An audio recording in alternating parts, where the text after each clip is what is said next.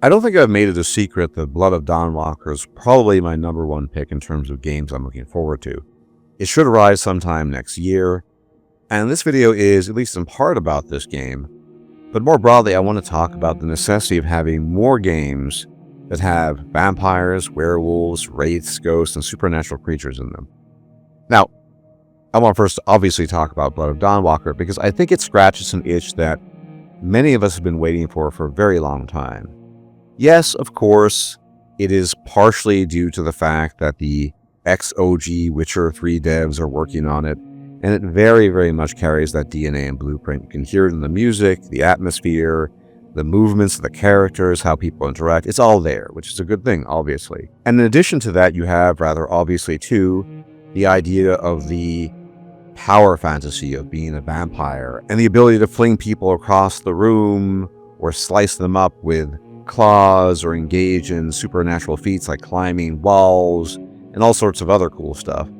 All of that obviously is part of the excitement of Blood of Dawnwalker, but what I think Blood of Dawnwalker captures, at least from the limited information footage we've seen so far, and I think we have a sense of what the game is about by now, is that sense of being a monster.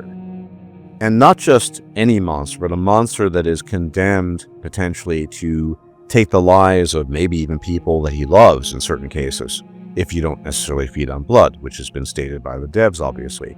Because, as I said, the vampire experience is partly about the power trip you get. It's a power fantasy. It's cool to be an immortal undead creature that can pretty much do whatever he wants to do. And obviously you have the OG Witcher 3 DNA in the game. But really that tension between you giving in to your vampiric nature, your monstrous nature. And I should also stress here that the vampires in Blood of Dawnwalker are especially monstrous. And you can see their teeth. The older they get, they start growing and protruding through their heads. And if you look at Santha, for example, who's the oldest among them, her teeth are just insanely long. She looks hideous. She doesn't look remotely human really anymore, only in the vaguest sense. So vampires in Blood of Dawnwalker are truly monstrous. They're hideous. They're very alien to the human experience. And yet you have this tension, being a half vampire as Cohen is, between that monstrous nature giving into it or not giving into it. But the temptation, of course, is part of the power trip, part of the power fantasy. Because lots of games offer you a power fantasy. Lots of games offer you the ability to become stronger, more powerful, wield greater magic. You can play pretty much any generic fantasy RPG, and you'll become more powerful. If you play a wizard or a sorcerer in Baldur's Gate 3, by the time you finish the game, you're tossing around some pretty powerful spells, and you have, to boot, some really powerful effects that you can bring about. And even if you're playing a fighter in Baldur's Gate 3, by the time you hit level 12, you have 3 attacks per turn, which is a lot on top of all the other goodies you can get. So fantasy games typically deliver a very good power fantasy no matter what class you play, although some are better than others. And so you have to ask yourself, playing a supernatural creature, and specifically a vampire, what is the distinguishing experience here? And I think the key difference is confronting your monstrous nature, your vampiric nature if you're a vampire, your inner beast, if you will, and trying to reconcile that with what remains of your human nature, your former human self. Now, of course, Cohen is in an interesting position as a half vampire because he still remains largely human during the day, as far as we can tell. But generally speaking, that is what makes playing a vampire so compelling and interesting. And I am rather certain, although not entirely certain, that this tension that Cohen experiences due to his vampiric nature is at least in part inspired by Vampire the Masquerade. Because vampires in the Masquerade tabletop game have an inner beast that they have to confront and deal with.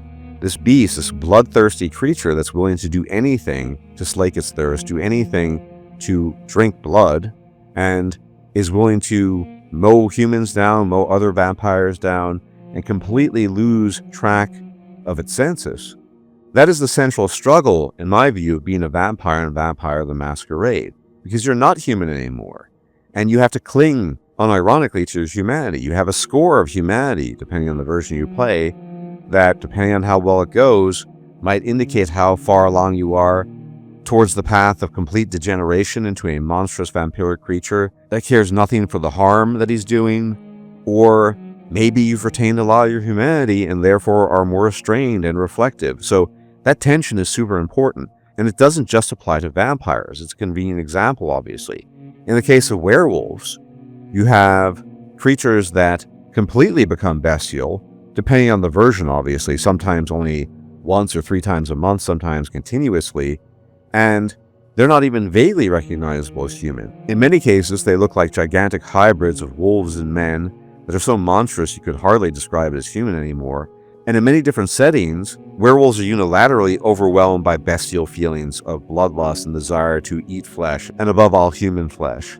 That's also an issue, for example, in Werewolf Apocalypse, that is also in the World of Darkness, in which Vampire the Masquerade takes place. Because when they take their war form, which is basically the most powerful form, they lose track of their human nature. They go wild. They basically go nuts. And the same could be true of a lot of different supernatural creatures, even playing a character such as Jekyll and Hyde. Obviously, Mr. Hyde is a violent brute who is supernaturally strong and powerful and willing to do things that Dr. Jekyll is not. So what I'm saying here, what I'm hoping ultimately comes of Blood of Dawnwalker, apart from it getting a bunch of DLCs maybe, and other games that are set in this fictional historical world, obviously that's a given. What I hope to see comes of it is more games made by other people that allow you to roleplay this tension in a character who is effectively a monster but is masquerading as a human being. A character that oftentimes is desperately clinging to the remnants of his humanity, but is effectively a monster, be it undead, a beast in the case of a lycanthrope, or maybe something else entirely. These are concepts that I think are far and few between in a lot of video games. Now, mind you, some games have done this. There is that game, I believe from 2018, if memory serves right, called Vampire, spelled with a Y, where you play this doctor in 19th century London who is effectively turned into a vampire. And I don't want to spoil too much, but your humanity is very important in that game because A, it dictates how many powers you get access to, and B, it has a huge impact on the ending. And I won't spoil the ending, obviously, but it's a good example, a good instance of essentially a game where if you revel in your vampiric nature, if you decide to just go all out and become a full vampire and you're drinking blood and going nuts, you get to enjoy all the cool powers of being a vampire. But if you restrain yourself and try to keep your humanity, you actually don't get a lot of cool powers. You're kind of weak at the end of the day. And even though I didn't love Vampire for a variety of reasons, I could talk about them in a separate video, I think that tension that was displayed in the game is perhaps its greatest strength, because ultimately, like I said, being a vampire or some sort of supernatural bestial creature of any type or sort ultimately revolves around what it's like to be a monster trying to face off against that monstrous nature and maybe in the process retain your humanity, because that's all you have left, even if you're not completely human, even if you're undead, even if you're not human at all. Because if you give in to the beast, then people will suffer. And above all, maybe even people that are close to you, which, by the way, is a scenario that we know can happen in Blood of Dawnwalker, as the devs have explained to us.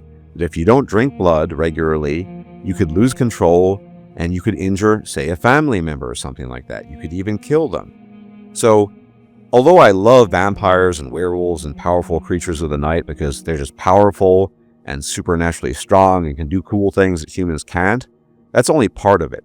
The other part of it, arguably the more important part of it, is what does it mean to be a creature of the night?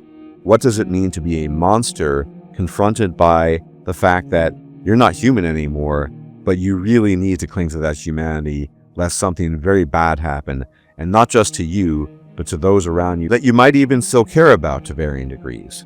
That's the real interesting thing about that genre, and we desperately need more RPGs that decide to treat this theme because it's such an interesting theme and it's such a tension-filled theme in a way that you're just not going to get in a lot of RPGs. But in any event, as always, thank you for tuning in. And if you like my content and you like my taste, you can leave a like, comment, share, and subscribe. It's much appreciated as it really helps out the channel and its growth. And I'll check you out next time. Take care.